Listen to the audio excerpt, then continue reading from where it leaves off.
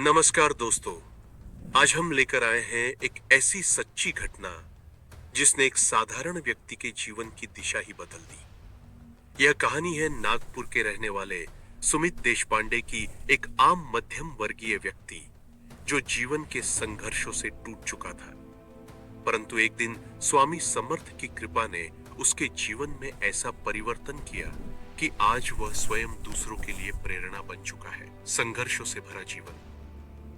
सुमित का जीवन बाहर से देखने पर सामान्य लगता था, नौकरी, परिवार और समाज की जिम्मेदारियां, लेकिन अंदर ही अंदर वह गहरी मानसिक पीड़ा से गुजर रहा था। शादी के बाद सुमित और उनकी पत्नी के बीच लगातार तनाव रहने लगा। कुछ व्यक्तिगत कारण, पारिवारिक झगड़े और आर्थिक दिक्कतों ने उनके रिश्ते को बोझिल बना दिया था।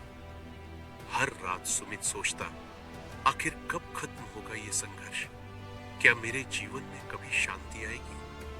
धीरे धीरे यह चिंता उसके मन पर हावी होने लगी। नींद गायब हो गई, मन बेचैन रहने लगा और चेहरे से मुस्कान जैसे कहीं खो गई थी। एक दोस्त की सलाह, अक्कलकोट चलो। एक दिन सुमित का एक पुराना दोस्त उससे मिलने आया। उसने सुमित की हालत देखकर कहा, यार सुमित, तू अक्कलकोट जा। वहां जाकर स्वामी समर्थ के दर्शन कर, विश्वास कर, वहां का माहौल, वहां की ऊर्जा सब तेरे मन को शांत कर देंगे। सुमित ने हल्की मुस्कान दी और कहा, मुझे नहीं लगता पूजा पाठ से कुछ बदल सकता है। मेरे मुद्दे बहुत बड़े हैं। लेकिन भीतर कहीं एक उम्मीद थी, शायद ये आखिरी कोशिश काम कर जाए। और यही सोचकर उसने निर्णय लिया, चलो इस बार श्रद्धा के साथ अक्कलकोट चलते हैं। अक्कलकोट में पहला अनुभव। अक्कलकोट पहुंचते ही सुमित ने जैसे एक अलग दुनिया में कदम रखा। मंदिर के बाहर की भक्ति भरी हवा, जय जय रघुवीर समर्थ के नारे, अगरबत्ती की सुगंध और भक्तों के चेहरों पर शांति का भाव, यह सब देखकर उसके दिल में एक अनजानी शांति उतरने लगी। मंदिर के अंदर पहुंचकर सुमित ने स्वामी समर्थ की मूर्ति के दर्शन किए। वह क्षण कुछ ऐसा था जिसे शब्दों में बांधना मुश्किल है। सुमित के आंखों से आंसू बहने लगे। उसने हाथ जोड़कर मन ही मन कहा, स्वामी, मेरे जीवन से यह अंधकार हटा दो, मुझे मानसिक शांति दो, धैर्य दो और मेरे रिश्ते फिर से जोड़ दो। चमत्कारिक परिवर्तन। उस पल सुमित को लगा जैसे किसी ने उसके दिल का बोझ हल्का कर दिया हो। जो बेचैनी महीनों से उसे सता रही थी, वह धीरे धीरे कम होने लगी। अक्कलकोट में अगले कुछ दिन उसने मंदिर में ध्यान किया, प्रार्थना की और बस शांत बैठा रहा। हर दिन उसे महसूस हुआ कि उसके मन में एक नई ऊर्जा भर रही है। वह कहता है, मुझे ऐसा लगा जैसे स्वामी समर्थ मुझसे कह रहे हों, डर मत, मैं तेरे साथ हूं।